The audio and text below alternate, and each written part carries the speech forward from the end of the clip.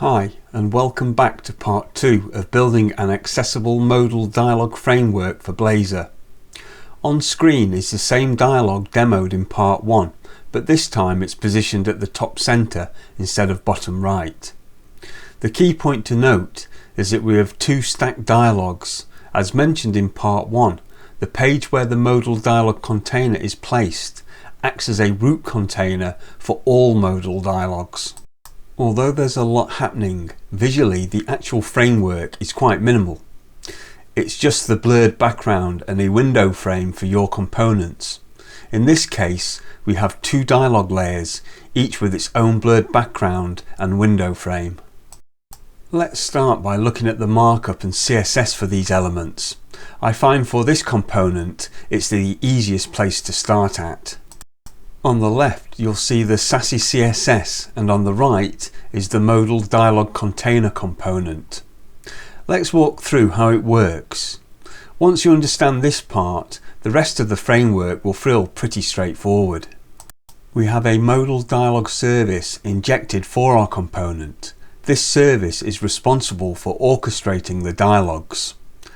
The code begins iterating over a collection of dialog windows held in the service. Each dialog window holds layout properties for positioning and a reference to the component that you want to display, identified via the showModal method's type parameter. At the beginning of the loop, we extract these layout properties to use within the markup. We start the markup with a native dialog element. When opened via JavaScript, this element is placed in the browser's top layer, which handles many accessibility features for us. However, we override one behavior, the escape key, which would otherwise close the dialog automatically. We'll revisit this shortly. The dialog element is given a class of dialog framework. You can see the corresponding Sass styles on the left. If you're not familiar with Sassy CSS, the ampersand simply prepends the parent selector to form a new selector. For example, the ampersand _ window becomes dialog-framework _ window in the CSS that gets output. When I first looked into styling the dialog element and its backdrop, I found it tricky due to browser constraints, so I took a simple approach. Make the dialog full screen with a transparent background, allowing us to see the built-in backdrop. Now we can just position our content inside the dialog, which is where it's going anyway. To make layout easy, I use Flexbox.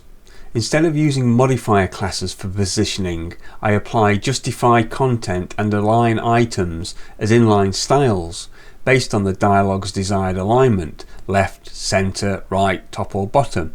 Simple and flexible. Inside the dialog, a div acts as our content container, positioned by Flexbox. The dialog framework window class defines max width and height constraints, which limit the size of the rendered components. One note, I've set overflow to hidden to disable scrolling at the container level. Personally, I prefer having a scrollable body section inside the component that gets displayed, but if you want to scroll the entire window, just change the overflow value to suit your needs. Aside from a little fade-in animation, that's pretty much it for the styling. In the Windows div, we also apply an inline width, which takes priority over the class-defined width, but it's capped by logic to avoid exceeding the bounds. You can try resizing the modal yourself. I found the default sizing works well in practice. Finally, we render the actual content via the dialog window's dialog contents property, a render fragment that holds your custom component. Let's take a step back. At this point, we've placed a component, the modal dialog container, on the page that loops through dialog windows and renders them. But initially the collection is empty, so nothing gets rendered. When the container initializes, it registers a status changed callback to be triggered when the dialog service raises its onChanged event. So again, until something triggers a change, nothing gets rendered. Now let's walk through what happens when a modal is shown. Suppose you click a Show Modal button somewhere in your application. The dialog service is called to display a component, let's say the SumForm component. The service creates a new dialog window, sets the layout properties and adds it to its internal collection. Then it raises the onChanged event. Our component responds by calling state has changed. This triggers a Blazor re-render. Now that there's a dialog in the collection, the loop runs and markup is generated. Once the markup is rendered, the onAfterRender lifecycle method is called. At this point, we know the DOM elements exist, so we tell the service to call JavaScript to open the dialog, and voila, the modal appears. Lastly, when the component is disposed, it unsubscribes from the event to ensure it's dereferenced from the service. If that process feels a bit hazy, rewind and go over it again. Once you understand how rendering and events interact, everything will fall into place. Alright, I'm off to make a coffee while you digest that. Back in a minute. Hopefully now you have a clear picture of what's occurring. So let's look at how the different bits of code interact to make all of this work. We'll start with the Modal Dialog window whilst it's still fresh in your mind.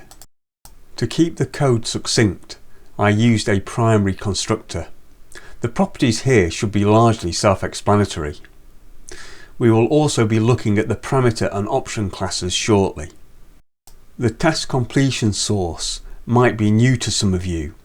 To be honest, other than this code, I haven't had to use it much elsewhere.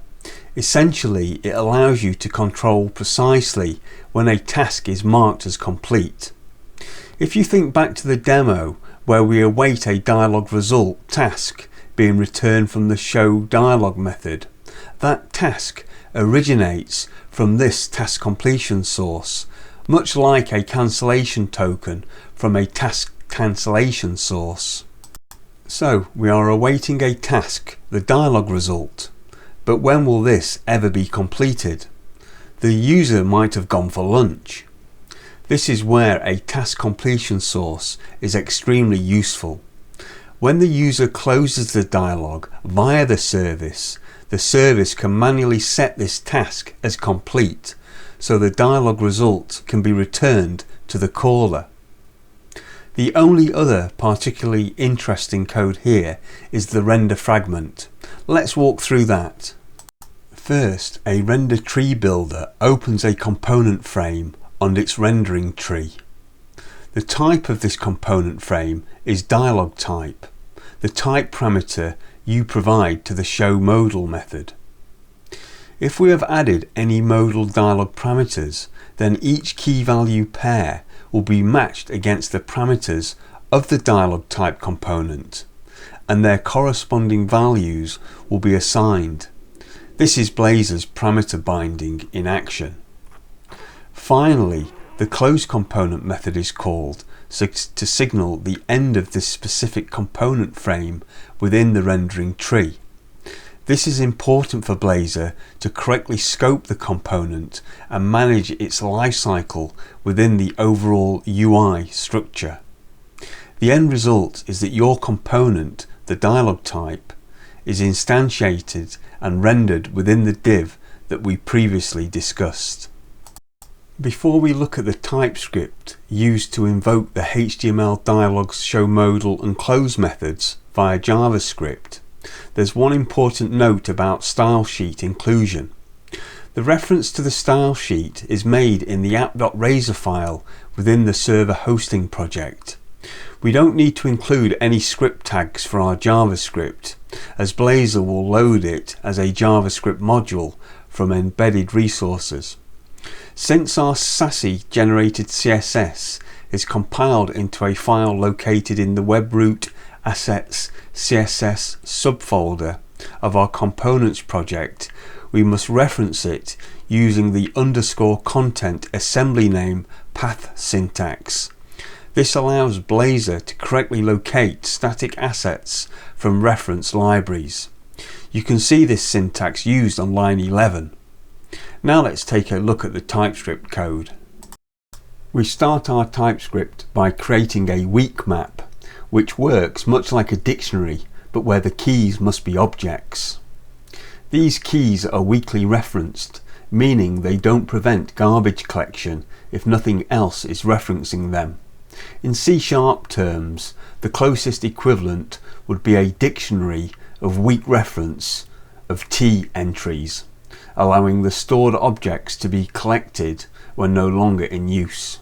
We use this weak map to safely store and retrieve event handlers that we attach and then detach from dialog elements. In the open Modal Dialog method, we locate the dialog element using the element ID that we pass in. This is our window ID. We then create an escape key handler and add it as an event handler on the dialog. That handler is also stored in the weak map, using the dialog element as the key and the handler function as the value. In a similar manner, within the close Modal Dialog method, we again locate the dialog element used as the weak map key and then retrieve the stored handler function, the value, so we can remove it from the element's event listeners. Now, you might be wondering, why are we handling the escape key in JavaScript at all when we could just use the events in Blazor? The reason is that trying to handle the escape key directly in Blazor without first disabling the browser's built-in dialog behavior via JavaScript turned out to be unreliable. Since native HTML dialog elements are meant to be controlled by the browser, the escape key automatically closes the dialog unless intercepted. There is also an attribute called closeBy that was recently proposed for the dialog element that allows developers more control over the escape key behavior. However, it's not yet supported across all major browsers. So for now, in order to have full control of the escape key within Blazor, I found it necessary to disable the built-in behavior via JavaScript first. Finally, on line 52, we export just the two functions we want to expose from our JavaScript module, the open Modal Dialog and the close Modal Dialog methods. Now back to C# and the enums file. As you can see, we've got 4 simple enums, but you can ignore the top one, as that's just something I use for theming and isn't relevant to the dialog framework. The only enum worth briefly mentioning is dialog result buttons, and that's just because it includes an other value that we haven't mentioned yet. Typically 2 buttons are enough, think OK, cancel or yes, no, but I added the other option just in case a third button is ever needed for a specific use case. Next we have the global values file. If you've watched any of my other videos, you'll already be familiar with this. It's simply a place I use to store constant string values used across the component, mostly to prevent typos and keep things consistent. There's nothing here that needs further explanation. Moving on, we have the general utilities static class, which contains a couple of small helper methods. The first one, getModalDialogParamType, is used to extract the name and type of a parameter from an expression func. This comes into play when we're adding parameters to the ModalDialogParams dictionary wrapper. Rather than passing the param name as a raw string, this method lets you use a strongly typed expression.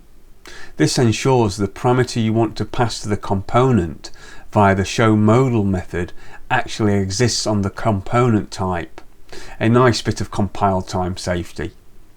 The second method, throwIfNull empty or white space, works similarly to the newer argument null exception throwIfNull, but with an added convenience. It also allows me to assign the checked value to a variable in the same step, provided it passes the validation.